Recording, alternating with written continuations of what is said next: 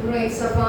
ஆண்டவரே, இந்த சாயங்கால ஆராதனையிலும் என் தேவனுடைய கரம் எங்களோடு கூட இருந்து நடத்துவதற்காக உமக்கு நன்றி சொல்கிறோம். ஆண்டவரே, இந்த ஆராதனை பகுதி வரை ஆண்டவருடைய கரம் உடைய பிரசனம் எங்களோடு கூட இருந்ததற்காக நன்றி. இப்பொழுதும் வார்த்தை எங்களுக்கு வந்திருக்கிறோம். வார்த்தை என்ற மன்னாம் நாராயண ஒரு விஷயங்களை எல்லாம் திருப்திப்படுத்தும் இயேசப்பா. ஆண்டவரே, எங்களுடைய ஆண்டவரே இதற்கு ஏற்ற வார்த்தைகளை நீங்க பேசுங்க அப்போ. ஆண்டவரே, எங்களுடைய வெளிய சத்தத்தை கேட்க எங்களுக்கு கிருபை தாங்க. ஆண்டவரே, சரி செய்ய வேண்டிய இடத்துல நாங்கள் சரி செய்யவும், ஆண்டவரே நீர் காட்டுகிற பாதையில நாங்கள் சரியாய் நடக்கும் எங்களுக்கு கிருபை பாராட்டுங்க.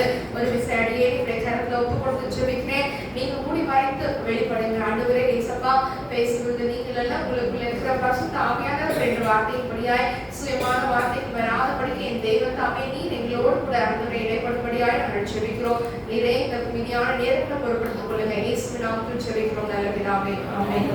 ஹல்லேலூயா. சந்தோஷமா இருக்கவங்க எல்லாம் ஹல்லேலூயா சொல்லுவோமா? ஹல்லேலூயா. ஆராதனைக்கு வந்திருக்கிறோம் யாவரையும் இயேசு கிறிஸ்துவின் நாமத்தினாலே வாழ்த்துகிறேன், வரவேற்கிறேன். காலை ஆராதனையில பார்த்த ஒரு சில காரியங்களை சுருக்கமாய் நான் உங்களோடு பகிர்ந்து கொள்ளும்படியாக விரும்புகிறேன். ஏசாயா, இன்னைக்கு நாங்கள் தியானத்திற்கு எடுத்துக்கொண்ட வேத பகுதி ஏசாயா 59வது அதிகாரம் முதல் 2 வசனங்கள். இதோ ரட்சிக்கக்கூடாதபடிக்கு 8 வாசிக்கலாமே. ஏசாயா 59வது அதிகாரம் 1-2. இதோ ரட்சிக்கக்கூடாதபடிக்கு கர்த்தருடைய கை குறுகி போகவும் இல்லை, கேட்கக்கூடாதபடிக்கு அவருடைய செவி மந்தமாகவும் இல்லை. உங்கள் அக்கிரமங்களே உங்களுக்கும் உங்கள் தேவனுக்கும் நடுவாக பிரிவினை உண்டாக்குகிறது. உங்கள் பாவங்களே அவர் உங்களுக்கு செவிகொடாதபடிக்கு அவருடைய முகத்தை உங்களுக்கு மறைக்குது. இந்த காரியத்தை வைத்து நாங்கள் காலையிலே தியானம் செய்தோம். நம்ம ஜெபிக்கும் பொழுது இல்லை எந்த ஒரு காரியமும் அதிகமாய் சொல்லி ஜெபிக்கிறோம். இந்த ஸ்தலத்துல செய்யப்படுகிற ஜெபத்திற்கு என் கண்கள் திறந்தவைகளும் என் செவிகள் கவனிக்கிறவர்களுமாய் இருக்கிறதுன்னு சொல்லி வேதம் சொல்லுது. ஐசப்பா, நான் அந்த வசனத்தை படித்துட்டு ஜெபிக்கிறேன் அப்படின்னு சொல்லிட்டு நம்ம இருக்கிறோம். பல நேரங்களில் கேள்வி கேட்கிறோம், நம்ம ஜெபிக்கிறோம், ஆனா இன்னும் ஆண்டவர் பதில் தரலையே, அவருடைய செவி கேட்கலையா அப்படிங்கிற கேள்விகளுக்கெல்லாம் ஆண்டவர் இந்த காலையில ஒரு சில காரியங்கள் நமக்கு வெளிப்படுத்தினார். முதலாவது காரியம் ஏவாள் அவங்களுடைய கீழ்ப்படியாமை. முதல் பாவம் என்னன்னா, நம்மளுக்கும் ஆண்டவருக்கும் ஒரு பிரிவினை உண்டாக்குகிறது நம்மளுடைய அக்கிரமங்கள், நம்மளுடைய பாவங்கள். முதல் பாவமே என்ன பாவம் தான்? கீழ்ப்படியாமை. ஏவாள் தோட்டத்தில் இருக்கும் பொழுது சர்ப்பம் ஸ்திரீயை வஞ்சிக்கிறது. அந்த வஞ்சிக்கிறதுக்கு இடம் கொடுத்தது யாரு அப்படின்னா அந்த ஏவாள் தான், இல்லையா? ஏவாளுக்கு எல்லா காரியங்களும் தெரியும். அவ்வளவு நாட்களாய் அந்த விருட்சத்தின் கனியை சுற்றி வந்திருக்கலாம், அது நடுவில் போயிருக்கலாம். ஆனா ஒரு நாள் கூட சாப்பிடணும்னு தோணல. என்னைக்கு சர்ப்பம் அது சொல்லுதோ அப்பதான் அவங்களுடைய இருதயம் எப்படி இருக்கிறது? சாப்பிட்டு பார்க்கலாமே, அது பார்வைக்கு இப்பவும் இச்சிக்கப்படுத்தக்க விருட்சமா இருக்குதுன்னு அதுக்கப்புறம் தெரியுது. அவங்க அந்த டைம்ல என்ன பண்ணிருக்கலாம்? நான் ஆண்டவர் கிட்ட கேட்கிறேன், கர்த்தருடைய சத்தம் இது இல்லை, நான் கர்த்தருடைய சத்தத்தை கேட்டுட்டு என்ன பண்றேன், மறுபடியும் இதை யோசிக்கலாம் அப்படிங்கிறத அவங்க முடிவெடுக்காம உடனே அதை சர்ப்பத்தின் சத்தத்துக்கு கீழ்படுகிறவங்களா காணப்பட்டாங்க. கர்த்தருடைய சத்தத்தை அவங்க என்ன பண்ணாங்க? அத்தனை நன்மைகளா அவங்க ஆண்டவர் அவங்களுக்கு முன்னாடி வச்சிருக்கிறாங்க. அதை விட்டுட்டு ஆண்டவர் எதை வேண்டாம்னு சொன்னாரோ அதை போய் சூஸ் பண்றாங்க. அப்புறம் என்ன நடக்குது? கீழ்ப்படியாமையின் விளைவு அவங்க அந்த ஆசீர்வாதத்தை இழந்து ஏதேன் தோட்டத்தை விட்டு துரத்தி விடப்பட்டாங்க. அதுக்கப்புறம் தான் அவங்களுக்குள்ள ஒரு பயம் வருகிறது. அவ்வளவு நாட்கள் பயம் வரல. என்னைக்கு அவங்க பாவம் செய்யறாங்களோ அவங்க கர்த்தருடைய சத்தத்தை கேட்ட உடனே, தோட்டத்துல லாங்கிற தேவனுடைய சத்தத்தை கேட்ட உடனே பயந்து ஒழித்து கொண்டார்கள் அப்படின்னு சொல்லி பார்த்தோம். அப்ப கீழ்ப்படியாமை நிமித்தமாய் நம்மளுக்கும் ஆண்டவருக்கும் நடுவுல ஒரு பிரிவினை உண்டாக்குகிறது. அப்ப ஆண்டவர் அந்த இடத்துல பேசும்படியாய் ஆதாம் கிட்ட ஏவாள் கிட்ட பேசும்படியாய் வரும் பொழுது அந்த பாவத்தை நிமித்தமா அவங்களால என்ன பண்ண முடியல அப்படின்னா ஆண்டவரை நேருக்கு நேரா சந்திக்க முடியல. அடுத்த ஒரு காரியங்களை பார்த்தோம். அதுல யோபு அழகாய் சொல்லியிருப்பார், நான் ஆதாமை போல நான் என் அக்கிரமத்தை மூடி மறைக்கல அப்படின்னு சொல்லியிருப்பார். அப்ப அக்கிரமத்தை நம்ம எப்படி இருக்கணும்னா அறிக்கை செய்யணும். ஆதாம் ஏவாள் அவங்க என்ன பண்றாங்கன்னா, அக்கிரமத்தை நாங்க தப்பு பண்ணிட்டோம்னு ஒத்துக்கிறதுக்கு பதிலாக என்ன செஞ்சாங்க? ஒருத்தர் மேல ஒருத்தர் பழைய போட்டுக்கிட்டே இருந்தாங்க. பாவங்களை மறைக்கிறவன் வாழ்வடைய மாட்டான், அவனை அறிக்கை செய்து விட்டு விடுகிறவனோ இரக்கம் பெறுவான் அப்படின்னு சொல்லி. அடுத்த சௌகரிய காரியங்கள் அவனுக்கு ஆண்டவர் அவன் சிறிய குடும்பத்தில் இருந்தாலும் ஆண்டவர் அவனை தெரிந்தெடுத்து ஒரு ராஜாவாய் அபிஷேகம் பண்ணுகிறார். முதல் ராஜா யாருன்னா இந்த சவுல் தான். சவுல் ராஜாவா இருக்கிறாரு. ஆனா அவரும் என்ன பண்றாரு? ஒரு இடத்துல கீழ்ப்படியாம போகிறார். சொல்கிறார். அமலேக்கியர்கள் இடத்துல சண்டை போடும் பொழுது அந்த பட்டணத்தை நீ வந்து உன் கையில கொடுத்துட்டு அதுல இருக்க எல்லாத்தையும் நீ அழித்து போடு அப்படின்னு சொல்லும் போது இவர் வந்து நலமானதை பற்றி கொண்டார். அவன் வந்து சவுல் வந்து சாமுவேலை பார்த்து சொல்றாரு, ஜனங்கள் சொல்ல நான் கேட்டுட்டேன், அதனால நலமானதை என்ன பண்ணினேன் விட்டுட்டு, அதாவது உபயோகம் இல்லாத மற்ற எல்லாத்தையும் அழிச்சிட்டேன் அப்படின்னு சொல்லுகிறவராய் காணப்படுகிறார். இப்ப இந்த இடத்துல அவங்க கர்த்தருடைய வார்த்தைக்கு முக்கியத்துவம் கொடுக்காம, கர்த்தரோடு இருந்த ஐக்கியத்துல ஒரு முக்கியத்துவம் கொடுக்காம, இப்ப வந்து ஐக்கியம் அப்படிங்கிறது நம்ம ஒரு நல்ல ஃப்ரெண்டு கூட நம்ம நல்லா க்ளோஸா இருக்கும் இல்ல. இப்ப நானும் இவங்களும் ஒரு ஃப்ரெண்ட் அப்படின்னா நம்ம எல்லாத்தையும் நம்ம வந்து ஷேர் பண்ண வைப்போம். ஆண்டவர் எப்படி இருக்கிறாருன்னா நமக்கு நல்ல ஸ்நேகிதராக இருக்கிறார். அப்ப எல்லாத்தையும் ஆண்டவர் கூட நம்ம என்ன பண்றோம்னா பகிர்ந்து கொண்டே இருக்கிறோம். நம்மளுடைய ஐக்கியம் நாளுக்கு நாள் ஒரு நல்ல நட்போட என்ன ஆயிட்டு இருக்கு, பில்ட் ஆயிட்டே இருக்கு. இந்த சமயத்துல நம்ம யாரோ ஒருத்தவங்களோட மூணாவது மனுஷங்க நம்மளோட ஃப்ரெண்ட்ஷிப்க்கு நடுவில் வந்தா என்ன ஆகும், ஃப்ரெண்ட்ஷிப் பிரேக் ஆகும். அப்ப அந்த ஃப்ரெண்ட்ஷிப் எந்த சமயத்துல பிரேக் ஆகும்னா, ஒரு ஃப்ரெண்டுக்கு பிடிக்காதத இன்னொரு ஃப்ரெண்டு செஞ்சுட்டாங்க அப்படின்னா கரெக்ட் தானே. இப்போ உங்க ஃப்ரெண்ட் இருக்காங்க, உங்களுக்கு பிடிக்காத விஷயத்த அவங்க செய்யறாங்க அப்படின்னா நீங்க ஃப்ரெண்ட்ஷிப் கண்டினியூ பண்ணுவீங்களா, என்ன பண்ணுவீங்க? ஃப்ரெண்ட்ஷிப்பை பிரேக் பண்ணிடுவோம் கரெக்டா. இல்ல எனக்கு உன்னோட நட்பு வேண்டாம், நீ பண்றது தப்பா இருக்கு, உங்களோட சேர்ந்தனா நானும் என்ன ஆயிடுவேன், கெட்டவன் ஆயிடுவேன் அப்படிங்கிற ஒரு இது. பெத்தவங்களும் சொல்லி கொடுக்கறது அதுதானே. என்ன சொல்லி கொடுக்குறோம், உனக்கு ஃப்ரெண்ட்ஷிப் முக்கியம் இல்லை, அவங்க டேரக்டர் தான் முக்கியம். நல்ல நட்பனா எங்களுக்கு வந்து சொல்லி கொடுப்பாங்க, நல்ல ஃப்ரெண்ட்ஸ் தான் ஏசப்பா அப்படின்னு சொல்லிலாம் ஜோமுடுங்க எல்லா பெற்றவங்களும் அவங்க சொல்லி கொடுப்பாங்க, விசுவாசிக்கிறேன் இல்லையா, நல்ல ஃப்ரெண்ட்ஸை தாங்க அப்படின்னு சொல்லி. ஒருவேளை நமக்கு பிடிக்காத, நம்மளோட மனசுக்கு எது தப்புன்னு தெரியுதோ அதை அந்த ஃப்ரெண்டு செஞ்சுட்டா உடனே பிரேக் பண்ணுவோம். இதுதான் நம்மளுக்கு ஆண்டவருக்கு நடுவில் நடந்துருக்கு. ஆண்டவருக்கு பிரியமில்லாத எதை செஞ்சாலும் ஒரு கேப் வந்துருக்கு கரெக்டா. அதுக்கப்புறம் நம்ம என்ன பண்றோம், அந்த அந்நிய சத்தத்தை நோக்கியே தூரமா போயிட்டு இருக்கோம். ஆண்டவர் காத்து கொண்டே இருப்பார், இன்னைக்காவது திரும்பி இளையகுமாரனை போல ஓடி வர மாட்டானா என் மகன் அப்படின்னு சொல்லிட்டு. அப்ப பல நேரங்களில் எப்படி இருக்கு அப்படின்னா, இந்த சவுலுக்கு அவர் செஞ்சது சரியானதா இருக்கு. ஏன்னா அவர் காரணங்களை அழகா சொல்றாரு, நான் ஆண்டவருக்கு பலியிடுறதுக்காக தான் அதை வச்சிருக்கேன். ஆண்டவர் பலியும் காணிக்கையும் விரும்பாத தேவன். ஆமென் ஆமென் சொல்லுங்களேன். அவர் வந்து நம்ம கிட்ட தகுதியோ பொண்ணையோ எதுவுமே எதிர்பார்க்காம கீழ்ப்படிதலை எதிர்பார்க்கிறார். சர்வாங்க தகன அந்த சாமுவேல் சொல்லியிருப்பாரு, சர்வாங்க தகன பலிகளும் ஆட்டுக்கடாக்களின் இனத்தை பார்க்கும் கீழ்ப்படிதலே செவியோடுதலே உத்தமம் அப்படின்னு சொல்லி. அதுக்கடுத்து அந்த ராஜ்யபாரத்தை கொடுக்கும் பொழுது அழகாய் ஒரு வசனம் இருக்கும், இன்னைக்கு வந்து நீ என்னுடைய இந்த வஸ்திரத்தை கிழித்தது மாதிரி உன்னுடைய ராஜ்யபாரத்தையும் ஆண்டவர் உன் கையில இருந்து கிழித்து போடுவார். யார் கையில கொடுப்பாரு, உன்னை பார்க்கலும் அதிக உத்தமனாக இருக்கிற உன் தோழனாகிய தாவீதுக்கு அதை கொடுத்தேன். அப்ப அவர் கையில கொடுக்கப்பட்ட அந்த ராஜ்யபாரத்தின் மேன்மைய ஒரு பாவத்தினால் என்ன பண்ணிட்டாரு, இழந்துட்டாரு. இன்னைக்கு நம்ம நிறைய நேரங்களில் ஆசீர்வாதங்களை இழக்கிறதுக்கு காரணம் நம்மள அறியாம ஒரு மனுஷங்க சொல்லுற ஆலோசனை நமக்கு பிரியமா இருக்குது. ஓ இது கரெக்ட் தான், இதுக்கெல்லாம் ஆண்டவர் கோச்சிக்க மாட்டாரு அப்படின்னு சொல்லி நம்ம என்ன பண்றோம், எல்லாத்தையும் விசாரித்து பலி செலுத்தி செய்யக்கூடிய சவுலிகளை கண்டிப்பா கேட்டுக்கணும். ஆண்டவரே ஜனங்கள் வந்து உங்களுக்கு பலியிடுறதுக்காக இந்த ஆடு மாடுகளை வைக்கலாம்னு சொல்றாங்களே, இது உங்களுக்கு பிரியமானதா கேட்டுக்கலாம். அங்க ஏவாள் கேட்டுக்கலாம், பகல்ல இன்னும் கொஞ்ச நேரத்துல ஆண்டவர் என்ன சந்திக்க வர போறாரு, நீ சாக மாட்டேன்னு சொல்ற, ஆனா அதை சாப்பிட்டா செத்து போயிருவேன்னு ஆண்டவர் சொல்லியிருக்காரு, நான் அவர்கிட்ட ஒரு தடவை என்ன பண்ணிக்கிறேன் கேட்டுட்டு அதுக்கப்புறம் சாப்பிட்டுக்கிறேன் சொல்லியிருக்கலாம். நம்ம பேச வேண்டிய இடங்கள்ல பேசணும். கண்ணை மூடிட்டு எல்லாரும் சொல்ற பேச்சையும் கேட்கணுங்கிற அவசியம் இல்ல. வேத வசனம் நம்ம அழகாய் நடத்துகிறது. நான் உனக்கு போதித்து நீ நடக்க வேண்டிய வழியை உனக்கு காட்டுவேன், உண்மையிலே கண்ணை வைத்து உனக்கு ஆலோசனை சொல்வேன். அப்ப நமக்கு ஆலோசனை கொடுப்பதற்காக ஆண்டவர் எப்போதும் நம்மளை பார்த்துட்டே இருக்காரு. நம்ம யாரோட ஆலோசனை கேட்கிறவர்களா இருக்கிறோம், நம்ம கூட இருக்கிறவங்களோட ஆலோசனை. நீங்க நல்லா யோசிச்சு பாருங்களேன், நீங்க ஏதோ ஒரு விஷயம் ஒரு வீடு கட்டணும்னு நினைக்கிறீங்கன்னு வச்சுக்கோம், உங்களுக்கு ஒரு 4 ஃப்ரெண்ட்ஸ் இருக்காங்க. 4 ஃப்ரெண்ட்ஸ்ல முதல் ஃப்ரெண்டு கிட்ட போய் நீங்க வந்து சஜஷன் கேட்குறீங்க அப்படின்னா அவங்க சொல்றது இது கரெக்டா இருக்குப்பா, அவங்க இவங்க சொல்ற மாதிரி செய்யலாம். அதே 2வது ஃப்ரெண்டு கிட்ட போய் கேட்கும் போது அவங்க வேற ஒரு ஐடியா சொல்லுவாங்க, அதுவும் என்ன இருக்கும், ஆமா ஆமா இது கரெக்ட் தானே. அப்ப மனுஷங்க சொல்ற எல்லாமே கரெக்டா தான் தெரியும், ஆனா கர்த்தருடைய பார்வைக்கு பொல்லாப்பானது இருக்கு. தாவீதுடைய காரியங்களை எடுத்து பார்த்தோம் அப்படின்னா பத்சேபா கிட்ட அவங்க பாவம் செஞ்சுட்டாரு.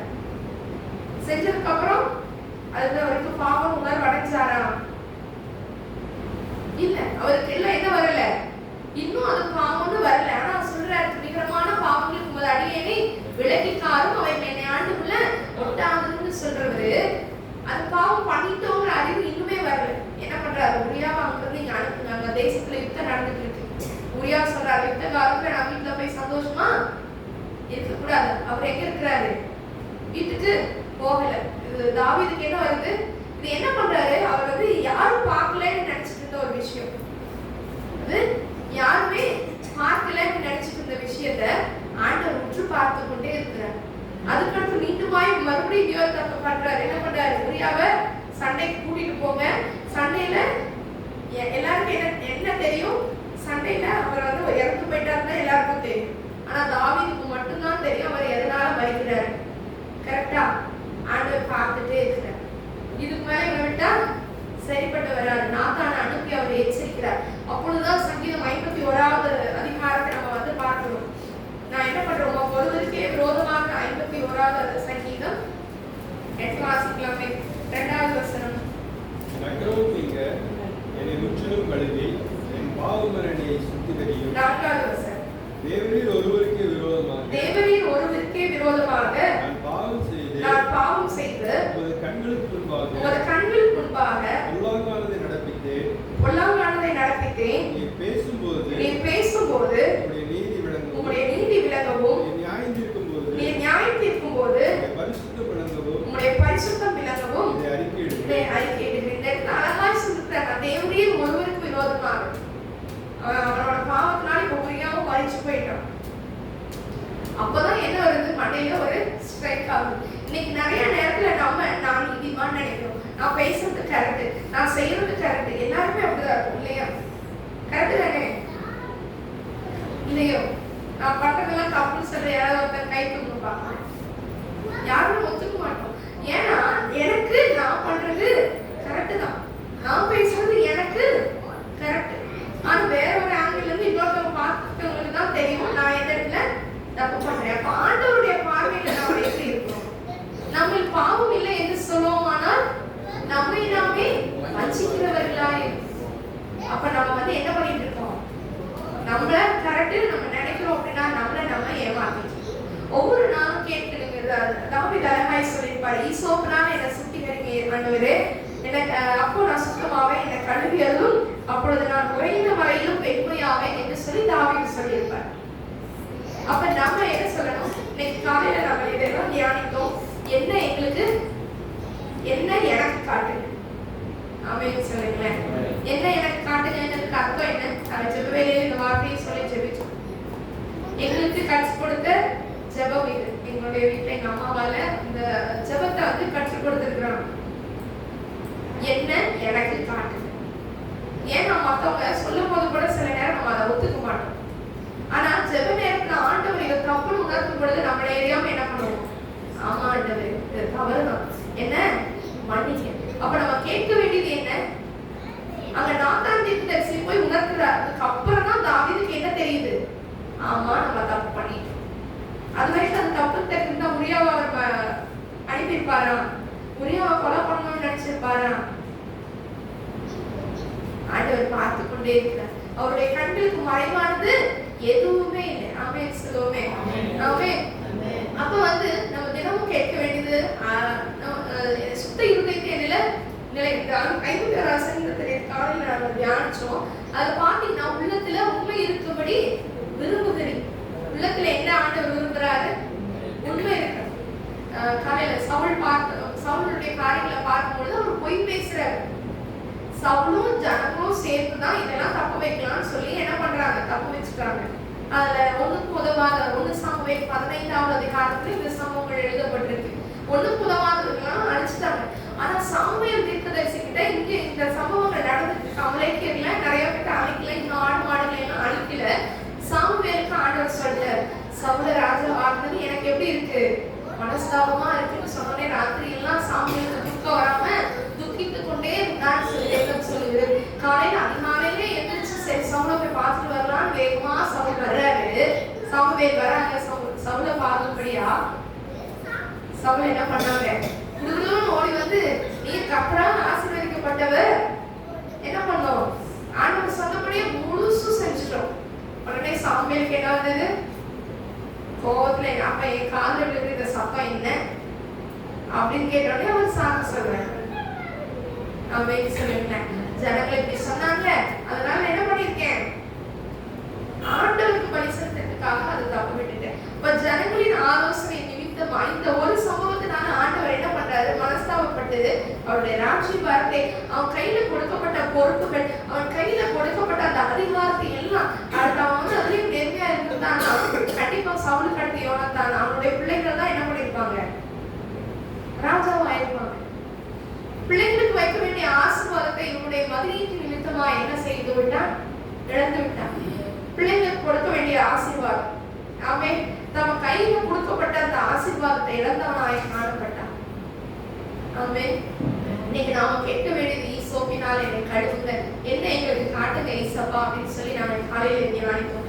இந்த நேரத்துல நம்ம அடுத்து என்ன ஆண்டவர் எதிர்பார்க்கிறார்? கர்த்தர் கருவறுப்பானதை எல்லாம் நம்ம எதை விடணும் அப்படின்னா, சகரியா 8ஆம் அதிகாரம் 16ஆவது வசனம் 17ஆவது வசனம்.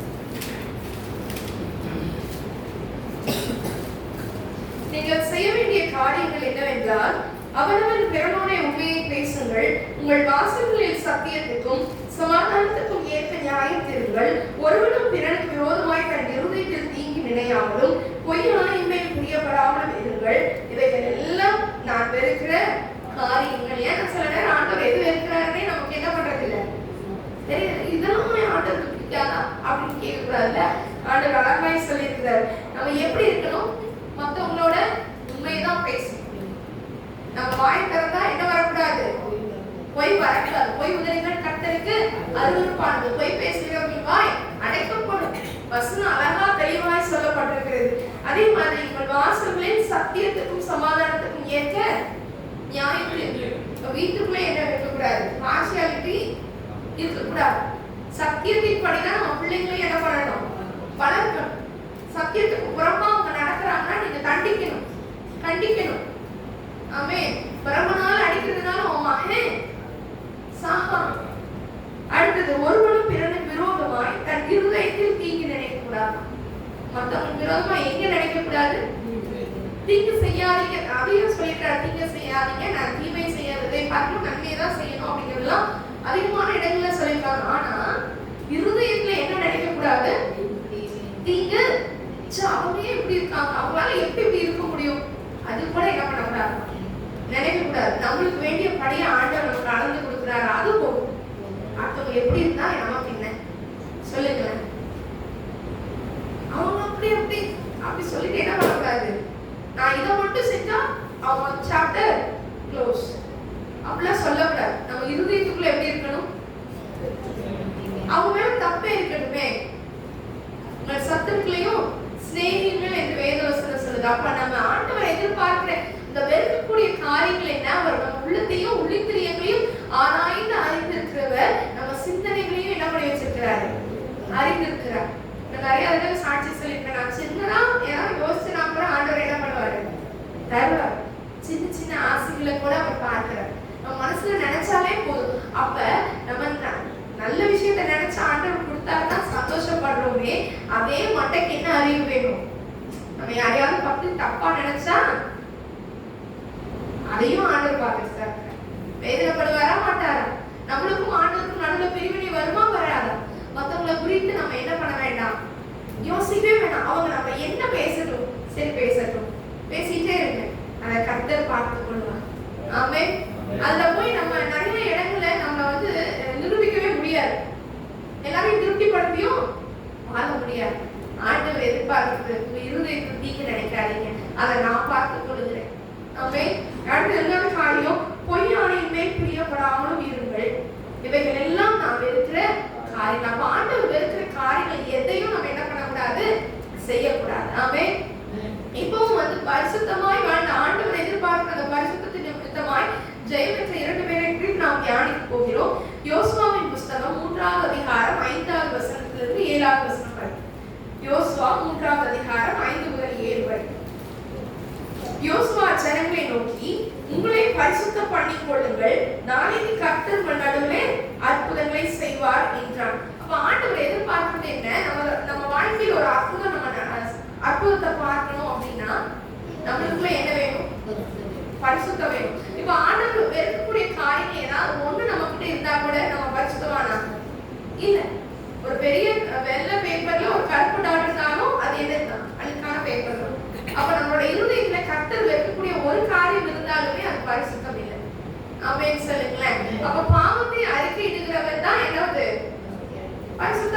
முடியும். பாவத்தை மறைக்கிறவன் வாழ்வடைய மாட்டான். அவைகளை அறிக்கை செய்து விட்டு விடுகிறவனோ. அப்ப நம்ம அந்த எண்ணம் தோறும் என்ன பண்ணணும்? என்ன எனக்கு காட்டுங்கன்னு கேட்கணும், அடுத்து அறிக்கையிடணும். என்ன எனக்கு காட்டுங்கன்னு செபிக்கும் பொழுதே காலையில நம்ம என்னெல்லாம் தப்பு பண்ணோம், எந்த இடத்துல சும்மா நாச்சுக்கு போய் சொன்னோம், எந்த இடத்துல நம்ம மனசுக்குள்ள தீங்கி நினைச்சோம், எல்லாத்தையும் ஆண்டவர் லிஸ்ட் போடுவோம். நம்ம என்ன செய்யணும்? அறிக்கை செய்யணும். இதுல அழகாய் போடப்பட்டிருக்கு, இன்னைக்கு நீ பரிசுத்தம் பண்ணிக்கோ, நாளைக்கு நான் என்ன பண்றேன்? அற்புதங்களை செய்யறேன். அது யாருமே எதிர்பார்க்க முடியாத ஒரு அற்புதம், யாராலையும் செய்ய முடியாத அற்புதம். இந்த நாளிலேயும் யாராலையும் செய்ய முடியும். ஆமென். என்ன பண்ணாங்க? ஆசாரியர்கள் பெட்டில உடன்படிக்கை பெட்டியை தூக்கிட்டு யோர்தானுக்கு போகும்போது அது அறுப்பு காலத்துல எப்படி ஓடுமா? கரை புரண்டு ஓடும் என்று வேதவசனம் சொல்லுவது. அப்ப ஆசாரியர்களுடைய காலில் பட்ட மாத்திரத்துல என்ன நடந்துச்சு? அது ஒரே குவியலாக நின்றது. ஆமென். அவங்க ஜனங்கள் எல்லாம் வெட்டாந்தரையில நடந்து போனாங்க. அப்ப இன்னைக்கு நம்ம என்ன செய்யணும்? நம்ம அற்புதத்தை தாங்க ஆண்டவரே, என் வாழ்க்கையில அதிசயத்தை செய்யுங்க செய்யுங்க நம்ம சொல்லிட்டு இருக்கோம். ஆனா நம்மளுக்கும் ஆண்டவருக்கும் நடுவில் ஒரு பெரிய பிரிவினை இருக்கும் பொழுது ஆண்டவரால எப்படி செய்ய முடியும்? நம்ம ஃப்ரெண்டு கிட்ட கோச்சிட்டோம் அப்படின்னா அதை போய் சரி செய்யணும்ல. நான் பண்ணது தப்புதான், உனக்கு பிடிக்கல, அதனால நான் செஞ்சுட்டேன், மன்னிச்சிடு, சாரி. இதுல என்ன பண்றோம்? ஒப்புரவாகி மறுபடியும் அந்த ஃப்ரெண்ட்ஷிப்ல ஒரு பாண்டுக்குள்ள நம்ம வரோம்ல. அப்ப நம்ம என்ன பண்ணணும்? கர்த்தரோட அனுதினமும் உறவாடுகிற பிள்ளைங்களாய், ஐக்கியமுள்ள பிள்ளைங்களாய் நம்ம வாழும் பொழுதுதான் இன்னைக்கு பரிசுத்தம் பண்ணிக்கோ, நாம நாளைக்கு என்ன பண்றேன்? நடுவுல அற்புதத்தை செய்யறேன். அப்ப நம்ம அற்புதங்களை இன்னும் பெற்றுக்கொள்ளல அப்படின்னா நாம இன்னும் என்ன இடத்துல ஃபெயில் ஆயிருப்போம்? பரிசுத்தத்துல ஃபெயில் ஆயிருப்போம். ஏசப்பாவுக்கு பிடிக்காத எதையோ ஒண்ணு நம்ம என்ன பண்ணிட்டு இருக்கோம்? செய்து கொண்டிருக்கோம். ஏசப்பாவோட சத்தத்தை கேட்டு வச்சிருக்கிற நாம இன்னொருத்தவங்க கொடுக்குற மனுஷங்களோட ஆலோசனையோ இல்ல சத்துருவானவனுடைய ஆலோசனையோ எடுத்துக்கொள்கிறோம். நம்ம நேரத்துக்கு ஏற்ற மாதிரி என்ன பண்ணிக்கிறோம்? மாத்திக்கிறோம். வசனத்தை என்ன பண்ணக்கூடாது? ஆமா, சமயத்துக்கு ஏற்ற மாதிரி நமக்கு ஏற்ற மாதிரி என்ன பண்ணக்கூடாது? மாற்றக்கூடாது. ஆமென். ஆண்டவர் வந்து பிசாசானவர் வந்து ஆண்டவர்கிட்ட எப்படிதான் வந்தான்? சும்மா இந்த கல்ல அப்பமாக்கி சாப்பிட பார்க்கலாம்னு சொல்லல. நீ தேவனுடைய குமாரனே ஆனா இந்த கல்லுகளை அப்பங்களாகும்படி செய்யுங்க.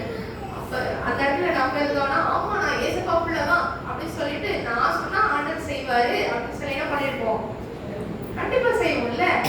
நான் ஆண்டவர் பிள்ளைதான், நம்ம எல்லா இடமே நிரூபிக்கணுங்கிற அவசியம் இல்ல. யாருக்கு பிரியமா இருக்கணும்?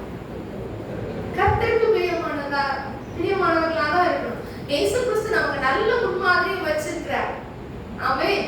மனுஷன் அப்பத்தினால் மாத்திரமல்ல, தேவனுடைய வாயிலிருந்து புறப்படுகிற ஒவ்வொரு வார்த்தையினாலும் பிழைப்பான் என்று எழுதி இருக்கிறதே. நீ வசனத்தை வச்சு பேசினா இயேசுவும் என்ன பண்ணாங்க? வசனத்தை வச்சுதான் பேசினாங்க. இன்னைக்கு நம்ம கையில அழகான ஒரு உடன்படிக்கை பற்றி ஆண்டவர் கொடுத்திருக்கிறார். கர்த்தருடைய வசனங்கள் ஒவ்வொன்றும் எழுதப்பட்டிருக்கிறது. அதை எங்க எழுதணும்னு சொல்லிட்டாரு? உங்க பிள்ளைங்களுக்கு சொல்லிக் கொடுங்க அப்படின்னா சொல்லிட்டாரு இல்லையா? பழைய ஏற்பாட்டை படிக்கும் பொழுது இதெல்லாம் உங்க பிள்ளைகளுக்கு வரும் சந்ததிகளுக்கு கற்றுக் கொடுங்க. அவங்க இருதயமாகிய பலகையில எழுதணும். இன்னைக்கு நம்ம பிள்ளைங்க எழுதி இருக்கிறாங்களா? சிரித்து பார்க்கணும். ஆமென் சொல்லுங்களேன். யோசுவா வந்து இந்த ஒரு சம்பவம் அடுத்த மறுபடியும் பாத்தீங்கன்னா 7வது அதிகாரத்துல ஆயி பட்டணத்துக்கு விரோதமா யுத்தம் பண்ணிட்டு போயிட்டு என்ன பண்றாங்க? ஆயி பட்டணம் ரொம்ப குட்டியான பட்டணம், அங்க போனா தோக்குறதுக்கான வாய்ப்பே கிடையாது. ஆனா தோத்துட்டு திருப்பி வரான். அப்ப யோசுவா முகமுறை கர்த்தருடைய பாதத்துல விழுந்து கிடக்குறான். ஆண்டவர் பேசுறாரு, நீ எந்திரி. இஸ்ரவேலர் என்ன செஞ்சாங்க? பாவம் செஞ்சாங்க. இவ்வளவு நாள் ஆண்டவர் வந்து யோசுவாவுக்கு வந்து அழகாய் சொல்லியிருப்பாரு. அதே 5வது அதிகாரம் 7வது வசனத்தை வாசிக்கும் போது நான் மோசையோடு இருந்தது மாதிரி உன் கூட இருந்து யோசுவா 5:7 கர்த்தர் யோசுவாவை நோக்கி, நான் மோசையோடு இருந்தது போல உன்னோடு இருக்கிறேன் என்பதை இஸ்ரவேலர் எல்லாரும் அறியப்படுத்தி இன்று அவர் கண்களுக்கு முன்பாக உன்னை மேன்மைப்படுத்துவேன். ஆமென் சொல்லுங்களேன். இன்று அவருடைய கண்களுக்கு முன்பாக மேன்மைப்படுத்துவேன்னு ஆண்டவர் வாக்கு பண்ணினாரு. அடுத்து ஒரே ஒரு குட்டி பட்டணத்துக்கு முன்னாடி ஜெயிக்க முடியல அப்படிங்கிறதுக்கு யாரோ ஒரே ஒருத்தன் செஞ்ச பாவம், ஒரே ஒருத்தன் செஞ்ச பாவம், இச்சை. ஆமென் சொல்லுங்களேன். இந்த சிம்சோன் எதனால விழுந்து போயிட்டா? கர்த்தருடைய ஆவியானவர் எப்ப நினைச்சாலும் அவன் நினைச்சு எந்திரிச்சானாவே ஆண்டவரோட கர்த்தருடைய ஆவியான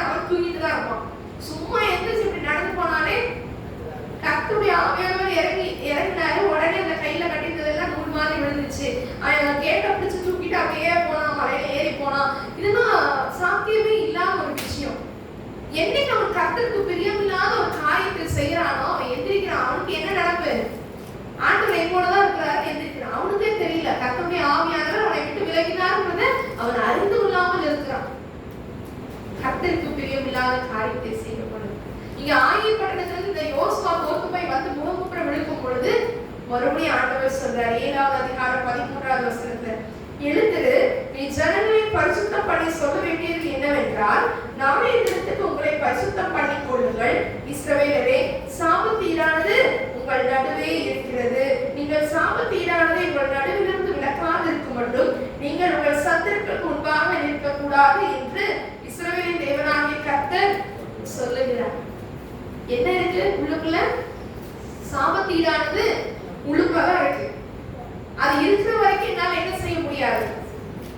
அற்புதம் செய்ய முடியாது. அது உங்க சாபத்தினானது உங்களுக்குள்ள இருக்கிற வரைக்கும் என்ன பண்ண மாட்டீங்க? உங்க சத்துருக்களுக்கு முன்னாடி உங்களால நிற்கவே முடியாது. ஆனா ஆண்டவர் யோசுவாவுக்கு வாக்கு பண்ணியிருக்காரு, எல்லாருடைய கண்களுக்கு முன்பாக உன்னை மேன்மைப்படுத்துவேன்னு சொல்லியிருக்காரு. அப்ப ஏன் ஆண்டவர் இப்படி சொல்லணும்னு நம்ம கேட்கலாம். அங்க ஒரு பிரிவினை வந்துருச்சு. ஆண்டவருக்கு பிடிக்காத ஒண்ணு இல்ல. ஆனா யோசுவா செய்யல. யோசுவா கிட்ட அது இல்ல. ஆனா அவன் வழி நடத்தி போற அந்த கூட்டத்துக்கு நடுவுல யாரோ ஒருத்தர் கிட்ட இருக்கு. நம்ம அதை கண்டுபிடிக்கணும். கண்டுபிடிக்கிறாங்க. சீட்டு போட்டு ஒவ்வொரு குடும்பமா வந்து ஒவ்வொரு கோத்திரமா எடுக்கிறாங்க, ஒவ்வொரு குடும்பமா எடுக்கிறாங்க. கடைசியில கர்மி மகனாகி ஆமன் பேர்ல என்ன வந்துச்சு? சீட்டு விழுந்துச்சு. அந்த சாபத்தீடானதுக்கு காரணமானவனை அவங்க அழிக்கிறாங்க.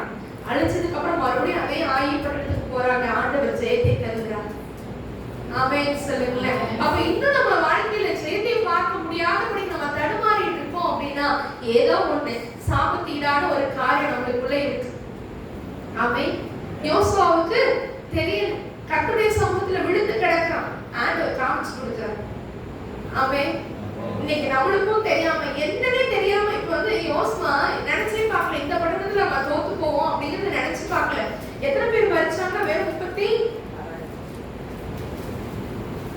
36 பேரை வெட்டி போட்டாங்க. 7வது அதிகாரம் 5வது வசனத்துல பாத்தீங்கன்னா, ஆயிரம் மனுஷர் அவர்கள் ஏறவே 36 பேரை வெட்டி போட்டாங்க. எத்தனை பேர்? 36 பேர். ஆனா போனா சண்டைக்கு போனா ஒரு கூட்டம் என்ன பண்ணுவாங்க? அழிஞ்சிட்டு தான் வருவாங்க. வெறும் 36 பேர். ஏன்னா அந்த 36 பேர் அந்த பட்டணத்துல போய் சாக வேண்டிய அவசியம் இல்ல. அது குட்டி பட்டணம். ஆனா உள்ள என்ன இருக்கு? சாபத்தீடான கர்த்தர் வெறுக்கக்கூடிய காரியம். எப்ப இந்த ஜனங்கள் எல்லாரும் சேர்ந்து அந்த சாபத்தீடானதை முற்றிலும் அழிக்கிறாங்களோ மறுபடியும் அவங்க அதே ஆயி பட்டணத்துக்கு போறாங்க. இப்ப ஆயி பட்டணம் இவங்க கையில வந்துச்சு. ஆமென் சொல்லுவோமா? ஆமென் சொல்லுங்களேன். இன்னைக்கு நமக்குள்ள என்ன சாபத்தீடானது இருக்கு? இன்னும் நான் ஜெயத்தை பெற முடியாதபடி நான் என்ன தடையாய் காணப்படுகிறது என்று சொல்லி நம்ம எப்படி இருக்கணும்? கர்த்தருடைய பாதத்துல விழுந்து கிடக்கிறவர்களாய் காணப்படுறது. ஆமென். இந்த பாவத்தின் நிமித்தமா வியாதிகள் வரும். ஏன்னா புதிய பாட்டு நிறைய பாப்பீங்க அப்படின்னா ஆண்டவர் சுகப்படுத்தும் பொழுது நீ போய் இனி பாவம் செய்யாது, உன் பாவம் உனக்கு மன்னிக்கப்படுது. இந்த வார்த்தைகள் எல்லாம் சொல்லி சுகப்படுத்தி இருக்கிறார். அப்ப பாவத்தின் நிமித்தமாக கூட நம்மளுக்கு என்ன வந்திருக்கலாம்? வியாதிகள் வந்திருக்கலாம். மருந்து மாத்திரை சாப்பிடுறீங்க ஆண்டவரே, இன்னும் எனக்கு சுகம் கிடைக்கலையே நீங்க கேட்டீங்கன்னா கர்த்தருடைய பாதத்துக்கு வாங்க. என்ன எனக்கு காட்டுங்க ஆண்டவரே, நான் எந்த இடத்துல தப்பு பண்ணிட்டு இருக்கேன், இன்னும் இந்த வியாதி என்னை விட்டு போகல அப்படிங்கிறதுக்கு காரணம் என்ன ஆண்டவரே? கர்த்தருடைய சமூகத்துல விழுந்து கிடந்தோம்னா அவர் உங்களுக்கு காமிப்பார். உங்க கண்ணுக்கு முன்னதாக நீங்க என்னெல்லாம் செய்யறீங்க, எதையெல்லாம் ஆண்டவர் வெறுக்கிறார், வசனத்துக்கு வச்சுதான் ஆண்டவர் பேசுவார். ஆமென் சொல்லுங்களேன். சும்மா ஆண்டவர் வந்து எல்லாரையும் என்ன பண்ணக்கூடாது. நானே ஒண்ணு சொல்றேன் அப்படின்னா நீங்க கர்த்தருடைய சமூகத்துல இந்த பொண்ணு இப்படி சொல்லிடுச்சு, இது கரெக்ட் தானே ஆண்டவரே, என்ன பண்ணணும்? கேட்கணும். கண்ணை மூடிட்டு நம்பணுங்கிற அவசியம் இல்லை. ஆண்டவர் நீ பெற்ற அபிஷேகம் உனக்கு போதிக்கிற ஆவியானவர் அவர்களை போதித்து வழி நடத்துவார். ஆமென் சொல்லுங்களேன். அடுத்த ஒரு காரியங்கள் பார்ப்போம். இப்படியாக யோசுவாவுல பாத்தீங்கன்னா மறுபடியும் ஆண்டவர் சொல்றது பரிசுத்தம் பண்ணிக்கோங்க, அப்பதான் அற்புதத்தை செய்யும். ஆமென். அடுத்து தானியேலின் புஸ்தகம் 1வது அதிகாரம் 8வது வசனம். தானியேல் புஸ்தகம் 1வது அதிகாரம் 8வது வசனம். அதற்கு தானியேல் ராஜாவின் போஜனத்தினாலும் அவர் பானம் பண்ணும் திராட்சரசத்தினாலும் தன்னை தீட்டுப்படுத்தலாகாது என்று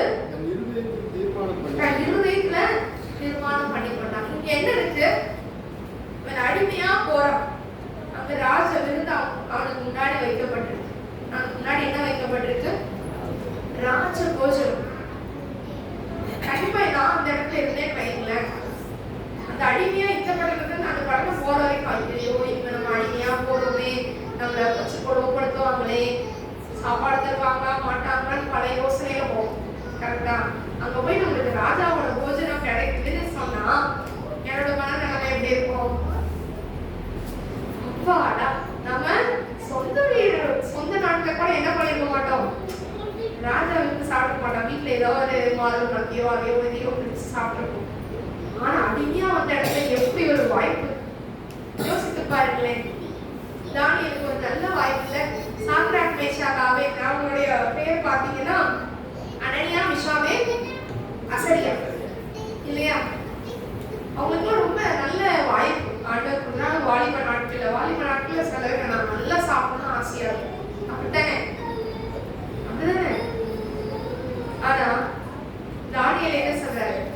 ராஜாவின் போஜனத்தினால இது நல்ல ஆலோசனை தானப்பா, இது வந்து சொல்லுங்களேன், நம்ம பார்த்துட்டு அது நல்ல ஆலோசனை தான். ஓகே, நல்ல நான்வெஜ் சாப்பிட்டு நல்ல புஷ்டி ஆகல, நீங்க அடிமையா வந்தாலும் நீங்க வந்து தேய்ச்சி போய் இருக்கிறது எங்க ராஜா விருப்பப்படல, அதனால என்ன பண்ணுங்க, நல்ல ஆலோசனை. ஆனா தானியேல் எடுத்த முடிவு தன் இருதயத்துல என்ன பண்றான், தீர்மானிக்கிறான். என்னது?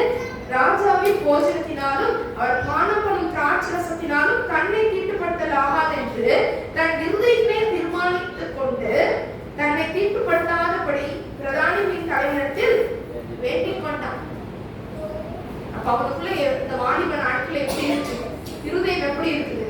ஒரு சாப்பாட்டுனால நம்ம தீட்டுப்பட்ட கூடாது, நம்மளுடைய பரிசுத்தத்தை இழந்துடக்கூடாது. எங்க பரிசுத்தம் இழக்க முடியும் நினைக்கிறீங்க? ராஜாவின் போஜனத்துல எதை சாப்பிட்டா பரிசுத்தத்தை இழக்க முடியும்? அப்படியே திராட்சரசமும் கூட இருக்கும். நம்ம தான் ராஜாவோட போஜனம் எல்லாமே சாப்பிடலாமே, அதை எடுத்து குடிச்சோடனே என்ன ஆகும்? மூளை கன்ஃபியூஸ் ஆகும். கரெக்டா? பிரெயின் கன்ஃபியூஸ் ஆகும், ஸ்டேபிளா இருக்காது. அப்ப கண்ணு என்ன பண்ணும்? எதை பார்த்தாலும் சீக்கிரப்படத்தக்கதாக இருக்கும். அப்ப அவனை அறியாம சுயநினைவிற்கு என்ன செய்வோம்? சுயநினைவு இல்லாம பாவம் பண்றதுக்கான வாய்ப்பு இருக்கு. ராஜாவின் போஜனத்தினால தன்னுடைய பரிசுத்த வாழ்க்கைக்கு என்ன வந்துடக்கூடாது? தீட்டு வந்துடக்கூடாது. கர்த்தர் வரக்கூடிய காரியம் நம்மளுக்குள்ள வந்துடவே கூடாதுன்னு சொல்லி இருதயத்துல என்ன பண்றான்? தீர்மானிச்சு எங்களுக்கு இந்த சாப்பாடு வேண்டாமேன்னு சொல்லி பேசுறான். அப்ப பிரதானிகளின் தலைவன் தானியேலை நோக்கி, உங்களுக்கு போஜனத்தையும் பார்த்திருக்கிற ராஜாவாகிய ஆண்டவனுக்கு நான் பயப்படுறேன், நான் அந்த ராஜாவுக்கு பயப்படுறேன். நீ வேண்டாம்னு சொன்னீங்கன்னா, நீ இழைச்சு போயிருந்தா ஏன் எங்களுக்கு சாப்பாடு தரல, நீ ராஜா என் ஆண்டவர் என்ன கேள்வி கேட்பாருப்பா, அப்ப நான் என்ன பதில் சொல்றது? அந்த சூழ்நிலைக்கு ஏத்த மாதிரி என்ன பண்றோம்? பல நேரங்கள்ல சூழ்நிலைக்கு ஏத்த மாதிரி நம்ம அடாப்ட் பண்ணிட்டு ஆண்டவருக்கு பிரியமில்லாத காரியத்தை செஞ்சிடணும். ஆண்டவர் தானே என்ன இந்த இடத்துக்கு அடிமையா வர வச்சிருக்காரா, இது ஆண்டவர் தந்த உணவு தானே அப்படின்னு சொல்லி அவருக்கு நினைக்கல. உடனே சொல்றாரு, 10 நாள் வரைக்கும் டெஸ்ட் பண்ணி பாருங்க. உடனே அந்த அவனும் அதிகாரியும் என்ன பண்றான்? 10 நாள் சோதிக்கிறாங்க. மத்த எல்லாரையும் காட்டிலும் யாரு நல்லா இருக்காங்களாம்? பருப்பு. இன்னைக்கு பருப்பு இறங்குறதே பெரிய விஷயமா இருக்குல்ல. பருப்பு சாப்பாடு இல்ல, ஆனா பருப்பு முதலான சாப்பிட்டு அவங்களோட முகங்களை ஒத்துப்பாரும் பின்பு காண்கிறபடி உங்கள் அடியாருக்கு செய்யும் அப்படின்னு சொல்றாரு. 10 நாள் சென்ற பின்பு ராஜ போஜனத்தை புசித்த எல்லா வாலிபர்களையும் பார்க்கிலும் அவர்கள் முகம் கலையுள்ளதாயும் சரீரம் புஷ்டியுள்ளதாயும் காணப்படும். எத்தனை பேர் விசுவாசிக்கிறீங்க? வெறும் சாம்பார் பருப்பு சாப்பாடு சாப்பிட்டா நம்ம புஷ்டியா இருக்க முடியும்? விசுவாசிக்கிறதுல ஒரு ஆமையை சொல்லி பார்க்கலாம். நானும் ஆமையை சொல்லுவேன். ஆனா ஆண்டவருக்காக வைராக்கியமாய் இருக்கும் பொழுது ஆண்டவர் எல்லாத்தையும் செய்ய வல்லமையுள்ளவராக இருக்கிறார். ஆமென் சொல்லுங்களேன். அந்த பருப்பு எங்க அப்பா அடிக்கடி சொல்லுவாங்க, எனக்கு இந்த சாம்பார் இருந்தா போதும், நான்வெஜ்லாம் எனக்கு வேணாம் அப்படி சொல்லுவாங்க. சரீரம் புஷ்டியும் பசுமையுமா இருக்கும். ஆமென். இந்த இடத்தை பாத்தீங்கன்னா அது கீழே இந்த 4 வாலிபர் இதுக்கு அப்புறம் தான் இவங்க அடிமையா வந்துச்சாங்க.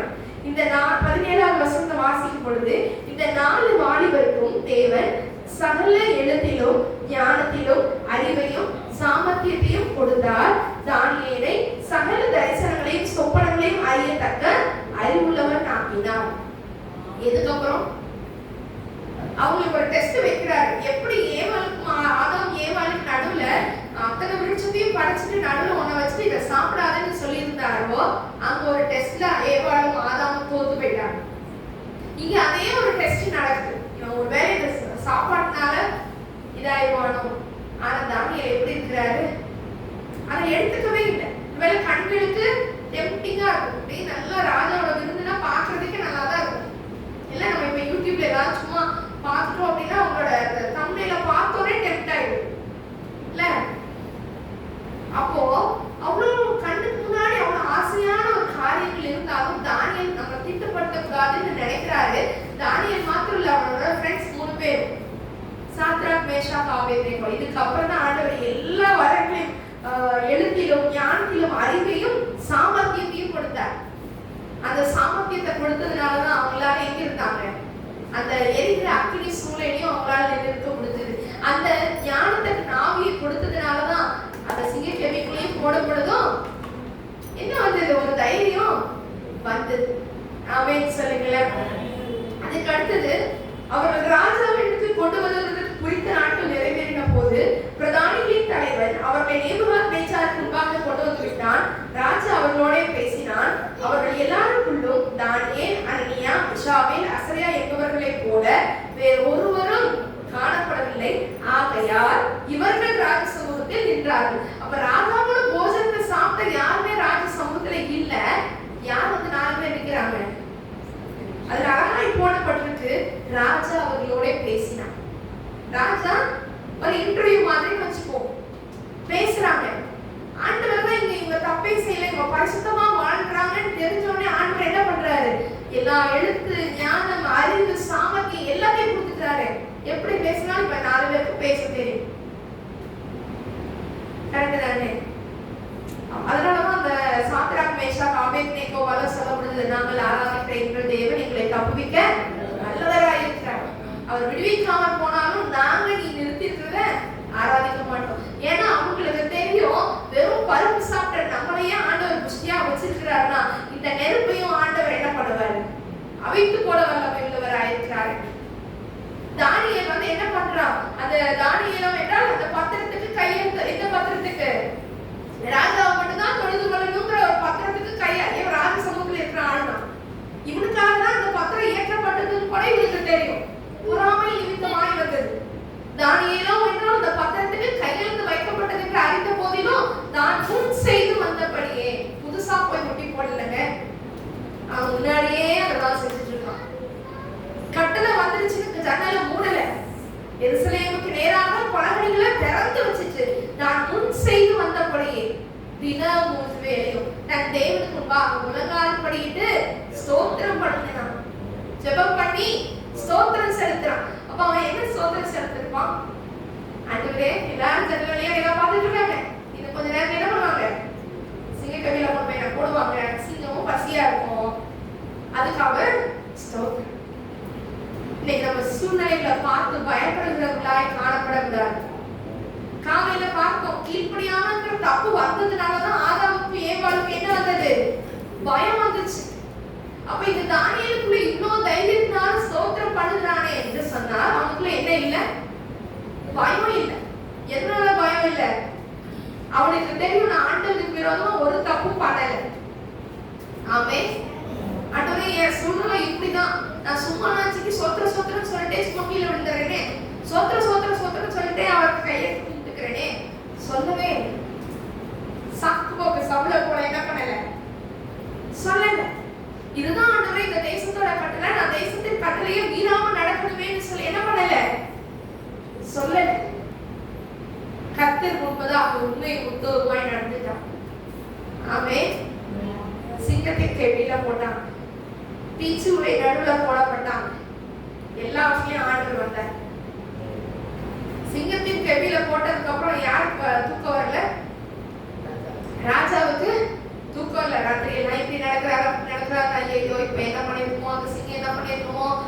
ஆனாலும் அந்த ராஜாவுலயும் ஒரு விசுவாசம். காலையிலேயே அவசரமா அந்த சிங்கத்தின் கெபி வாசலுக்கு போயிட்டாரு. தானியேலே, நீ ஆராதிக்கிற ஜீவனுடைய தேவன் உன்னை தப்பிச்சுட்டாரா? அவர் பதட்டமா கேட்கிறார். தானியேல் தானியேல் எப்படி பதில் சொன்னாரு? கூலா சொன்னாரு. ஆமா ஆமா என்ன காப்பாத்திட்டாரு அப்படின்னு அவர் என்ன பண்ணல, ஹைப்பா சொல்லல. எப்படி சொன்னாரு?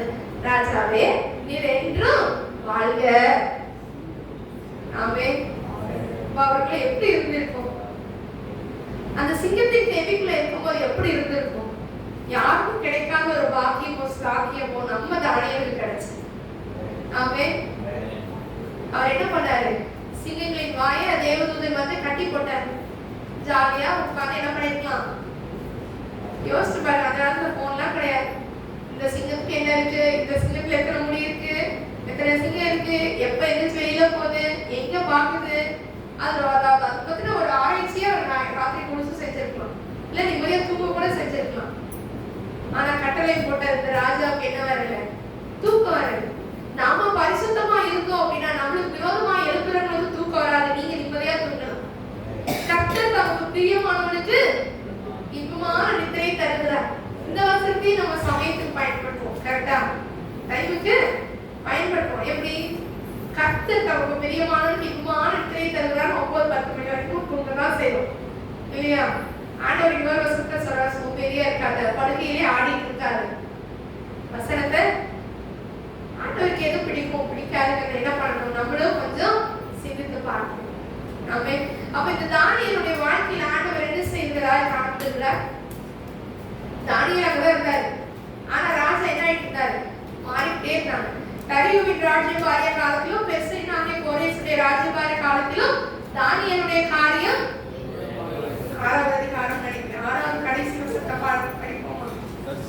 தரியுவின் ராஜ்யபார காலத்திலும் தரியுவின் ராஜ்யபார காலத்திலும் பெர்சியாகிய கோரேசுடைய ராஜ்யபார காலத்திலும் தானியேலின் காரியம் ஜெயமா இருந்தது. ஆமென் சொல்லுங்களேன். அப்ப நம்ம வாழ்க்கையில ஜெயம் பெறணும் அப்படின்னா நம்மளுக்குள்ள என்ன வேணும்? ஒரு கண்ட்ரோல் வேணும். செல்ஃப் கண்ட்ரோல் வேணும். பாவத்தை உதறி தள்ளுகிற அனுபவம் வேணும். யோசேப்புடைய வாழ்க்கையில ஜெயத்தை தந்தாருன்னா அவரும் இதே சூழ்நிலையில தான் போனார். அவரும் அங்க என்ன பண்றாரு?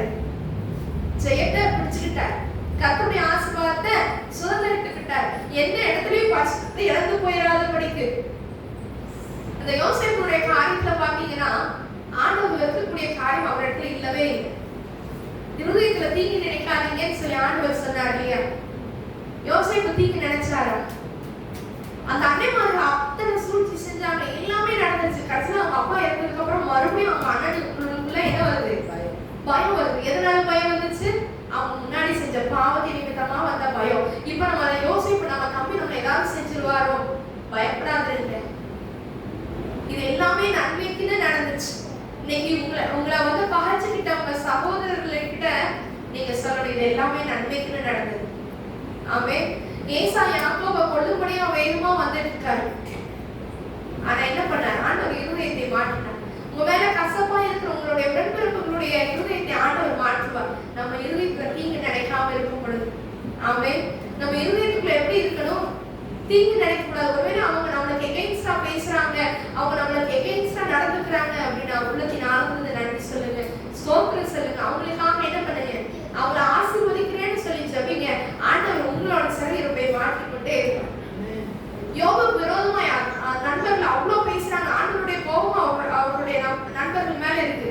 யோபு தன் சிநேகிதருக்காக வேண்டுதல் செய்யலாம். இருதயத்துல இவ்வளவு பேசுறவங்களுக்கு நல்லாவே இருக்க மாட்டாங்கன்னு சொல்லல. கரெக்டா?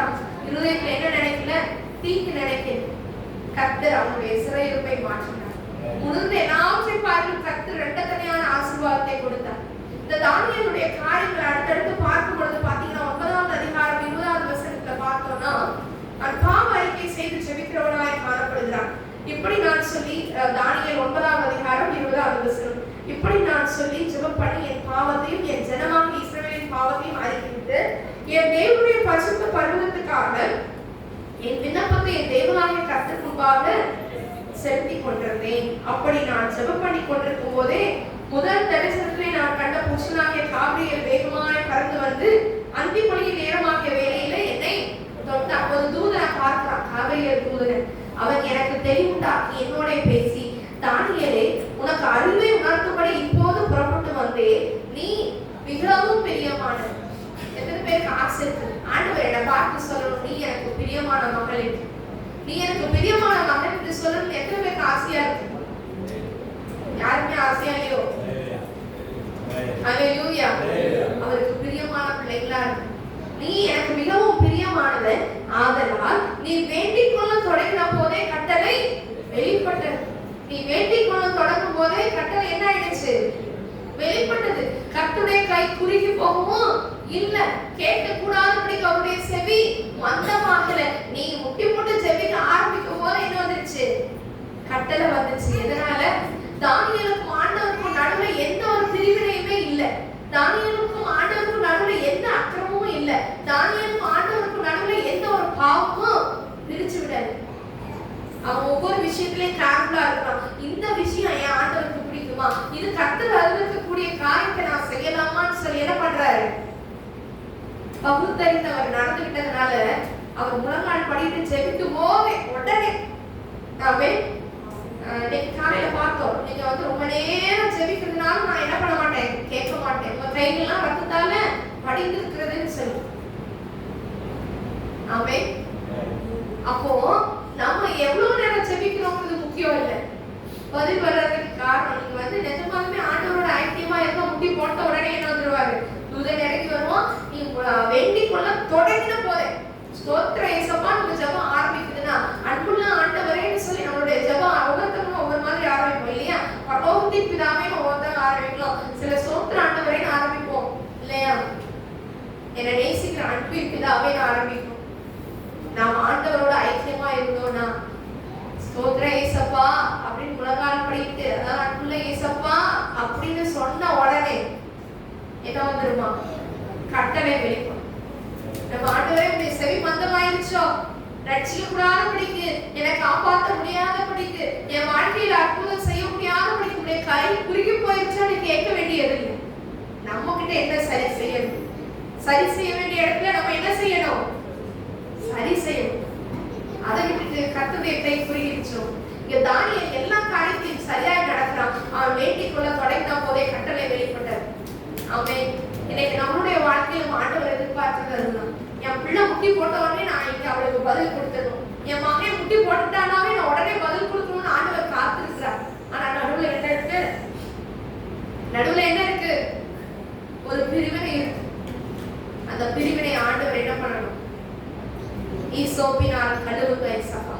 அப்ப நான் என்ன பண்ணுவேன்? ஈசோப்புங்கிறது காலையில பார்த்தோம். இஸ்ரவேலர்கள் எகிப்தில இருந்து வரும்பொழுது ஈசோப்பு தண்டை வச்சுதான் என்ன பண்றாங்க? நிலைக்கால்களை ரத்தங்களை பூசினாங்க. இன்னைக்கு ஆண்டவர் அதே ஈசோப்புனால நம்மளை கழுவும். அவர் நம்மளுக்காக, நம்ம செய்யற ஒவ்வொரு பாவங்களுக்காக அவர் சிலுவையில மறித்துட்டார். ஆமென். அவருடைய ரத்தத்தை கொடுத்துட்டார்.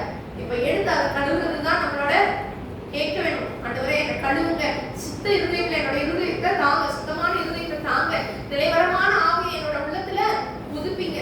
அப்பொழுது நான் உத்தமனாகி பெரும் பாதகத்துக்கு நீங்களா இருப்பேன். ஆண்டவர் நம்மளை கழுவினாதான் நம்ம என்ன பண்ண முடியும்?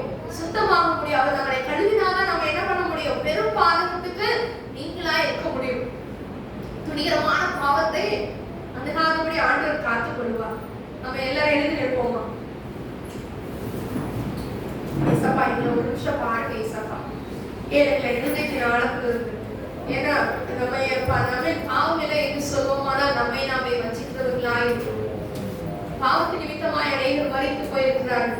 பாவத்தின் நிமித்தமாய் அநேகர் தூரம் போயிருக்கிறார்கள்.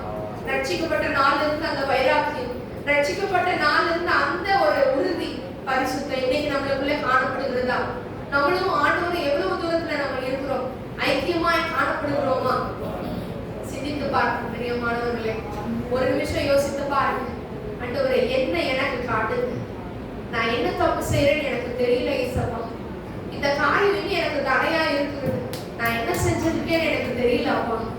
என் உள்ளத்தை பாருங்க, என் உள்ளத்தை பாருங்க. என் இருதயத்தை உடைய கரத்துல ஒப்பு கொடுக்கிறேன். என் இருதயத்தை கழுவுங்க சுவாமி, என் சிந்தனையை கழுவுங்க அப்பா. என்னை முழுவதுமா இந்த ரத்தத்தினால கழுவுங்க.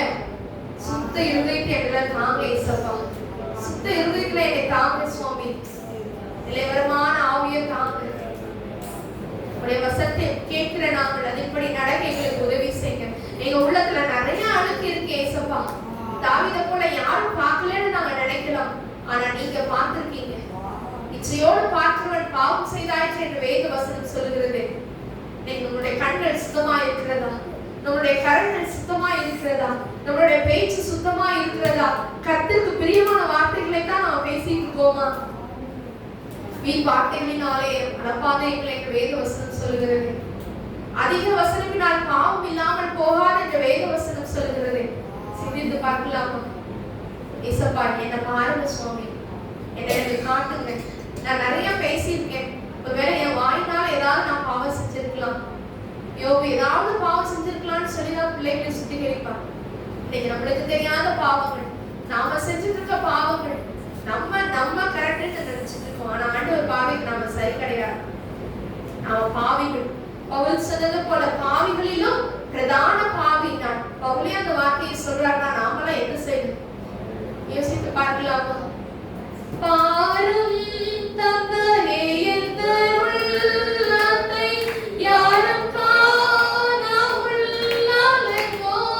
உள்ளத்தை பாரும் தந்தையே என் உள்ளத்தை யாரும் காணாமல் உள்ளத்தை மனம் நொந்து வருகின்றேன். பரிசுத்தம் பெற்றுகிறேன். மனம் நொந்து வருகின்றேன். பரிசுத்தம் பெற்றுகிறேன். பாரும் தந்தையே என் உள்ளத்தை யாரும் காணாமல் உள்ளத்தை பாரும் தந்தையே என் உள்ளத்தை யாரும் காணாமல் உள்ளத்தை மனம் நொந்து வருகின்றேன். பரிசுத்தம் பெற்றுகிறேன். மனம் நொந்து வருகின்றேன். பரிசுத்தம் பெற்றுகிறேன். மனம் நொந்து வருகின்றேன். பரிசுத்தம் பெற்றுகிறேன்.